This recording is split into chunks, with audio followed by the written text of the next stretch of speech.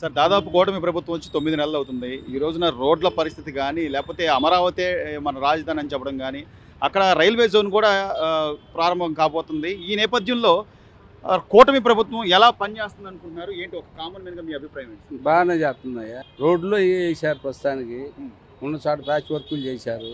ఇప్పుడు రాజధాని అంటే ఇంకా కంప్లీట్గా చేస్తారనే విశ్వాసం మాకుంది. గ్యారంటీ ప్రజలకి ఏదో మేలు చేయకుండా మాత్రం ఉండరు వాళ్ళు. అంత ఇదివరకులాగా అంత దోపిడీ కాకపోయినా చేయటం మాత్రం చేస్తారు. అవును, మరి ఇప్పుడు ఇప్పుడు బటన్ నొక్కావు, పని చేయనోడికి డబ్బులు ఇచ్చావు, ఇంటింటికి 25,000 30,000 ప్రతి ఒక్కళ్ళకి ఇచ్చావు డబ్బులు. రాష్ట్రం నాశనం అయిపోతుంది. రేపు పిల్లలకి ఫ్యూచర్ ఏది? పిల్లలు ఇప్పుడు మా పిల్లలు ఉన్నారు, మా పిల్లలు వస్తారు. వాళ్ళు ఎక్కడ పని చేయాలి, ఎక్కడ బతకాలి, ఎట్లా బతకాలి, ఏ విధంగా బతుకుతారు? ఇప్పుడు ఇక్కడ ఇప్పుడు ఇంతకుముందు అసలు అదేంది వాలంటీర్లో పెట్టారు 5,000 వాళ్ళకి. వాళ్ళ జీవితాలు కొంత నాశనం అయిపోయినాయి. ఏదో బతుకు తెరువు లేక వాళ్ళు చేశారు అయ్యా. అంతవరకు వాళ్ళకి ఇప్పుడు ఏదో వేరే రూపంగా వీళ్ళు ఉపాధి కల్పిస్తామని అంటున్నారు కదా. కొనసాగించడం కూడా కొనసాగించాల.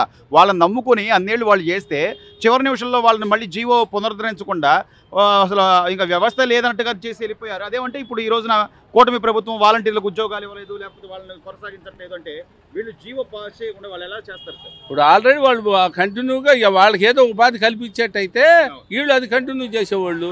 వాళ్ళు ఏదో వాళ్ళ దగ్గర 25,000 20,000 50,000 తీసుకొని వాళ్ళకి తాత్కాలికంగా వాళ్ళు వాడుకున్నారు.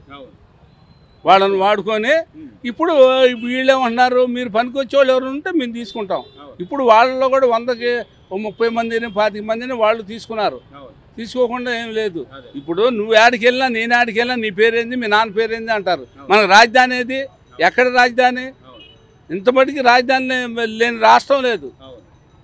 ఇన్ని చేసి ఈ రోజున ఇంకా మేము చేసిందే బాగుంది అంటే ఒక పక్క కళ్ళకు కనబడుతుంది కదా సార్. ఈ రోజున రాష్ట్ర ముఖ్యమంత్రి గారు పెన్షన్లు ఇవ్వడానికి ముఖ్యమంత్రి పెన్షన్లు ఇస్తున్నాడు, డిప్యూటీ సీఎం వెళ్ళి రోడ్లు పరిశీలిస్తున్నాడు, రోడ్లు కరెక్ట్గా వేస్తున్నారా లేదా అని చెప్పి. అసెంబ్లీ సమావేశాల్లో ఇప్పుడు అసెంబ్లీ చూడబుద్ధి అవుతుంది సార్. ఇప్పుడు జరుగుతున్న అసెంబ్లీ ఇప్పుడు వాళ్ళు రాలేరు, వస్తే వాళ్ళు సమాధానం చెప్పాలి. అందుకని వాళ్ళు రావట్లా. అసలు ఆ బూత్ మాట అనేది ఈ ఇండియా పుట్టినాక ఏ రాజకీయ నాయకుడు కూడా ఈ 5 ఏళ్లలో వాడిన బూతు పదాలు ఎవడు వాళ్ళ అది వాడటానికి కూడా వీల్లేదు అసలు. గత 5 ఏళ్లుగా ఎన్ని రకాలుగా తిట్టారు. ఇవాళ ఈ 9 నెలల నుంచి ఏమన్నా ఎక్కడన్నా ఒక అపశృతి అపమాట వేరే బూతు మాటలు ఎవరినైనా తిట్టడం అలాంటివి ఏమైనా ఉన్నాయా? ఉంటే పలానా చేశారు, పలానా చోట వీళ్ళు తిట్టారు, వీళ్ళు పలానా చోట తిట్టారు, తిట్టిన ప్రూఫ్ తీపాను. ఇప్పుడు ఇవన్నీ ప్రూఫ్లే వాళ్ళు ఆల్రెడీ తిట్టినవన్నీ ప్రతి ఒక్కడు. ఎవరమ్మల్ని ఎవరు అక్కల్ని మన నోటి ముందు అంటే అప్పుడు తెలుసుద్ది. వాడాడ మైకుల్లో బూతులో తిట్టారు, మరి తిట్టిన ప్రూఫ్లు ఉండమంటే కదా. ప్రజలు వాస్తవం తెలుసుకున్నారు, నీకు 11 సీట్లే ఇచ్చారు, ప్రజలు మ్యాండేటరీగా తీర్పిచ్చారు. అయినా కూడా ఇంకా బురద చల్లుదామని వీళ్ళు ఏదో దొంగ హామీలు ఇచ్చారు, వీళ్ళు అమలు చేయలేరు, వీళ్ళ వల్ల కాదు, అదే నేనైతే రాగానే డబ్బులు ఇచ్చేసాను అంటే ఇక్కడ డబ్బులు ఇవ్వడం ప్రధానం అంటారా, లేకపోతే రాష్ట్రానికి పెట్టుబడులు ఆదాయం రావడం ఇది ప్రధానం అంటారా? ఇప్పుడు నువ్వు డబ్బులు ఇచ్చావు, ఇలేదని కూడా అంటలా, మా డబ్బులే మాకు ఇచ్చావు. ఇసుక మాఫియా అంటే మామూలు కాదు, 1000 కోట్లు. ఇప్పుడు ఆయాల మందు అమ్మారు, క్వార్టర్ ఎంత, నువ్వు కొనుగోలు ఎంత, అదంతా మొత్తం చూపించమను. ఈ డబ్బులన్నీ జనానికి ఇచ్చావు. ఇవాళ అగాధం అయిపోయింది ఈ రాష్ట్రం. ఈ రాష్ట్రంలో రూపాయి లేదు, ఖాళీ చేసుకుని ఇవన్నీ ఇప్పుడు అడుగుతారు కదా. ఇప్పుడు మరి అవన్నీ ఏంది బాబు అంటారు. ఇంత మటుకి ఎవరు చేయని స్కామ్ చేశారు వీళ్ళు. 100 ఎకరాలు 200 ఎకరాలు కొన్నారు. ఎకరం 25 30 50 20 30 40 కొన్నారు. ఒక్కొక్క ఎకరానికి వచ్చి 3 లక్షలు 2 లక్షలు తీసుకున్నారు గవర్నమెంట్ దగ్గర. మళ్ళీ వాళ్ళలో సగం ఇచ్చారు, సగం వాళ్ళే ఉంచుకున్నారు. ఇప్పుడు అవి కూడా మొత్తం తీస్తారు, తీయకుండా ఎవరు ఉండరు.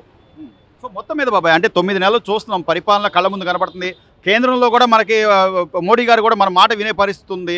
చంద్రబాబు నాయుడు గారిని నమ్మి పరిశ్రమలు కానీ ఉద్యోగాలు కానీ అలాగే ఆయన చెప్పిన సూపర్ 6 పథకాలు కానీ అన్ని అమలవుతాయి అనుకో. గ్యారంటీగా వచ్చేస్తాయి ఈ రాష్ట్రానికి. తర్వాత నువ్వు 5 ఏళ్ల తర్వాత 4 ఏళ్ల తర్వాత చూస్తే వచ్చే 5 ఏళ్లలో మన పిల్లలు 7వ చాటు ఉద్యోగం చేసుకునే పరిస్థితి కల్పిస్తారు. ఇప్పుడు వీళ్ళేం దొంగలు కాదు.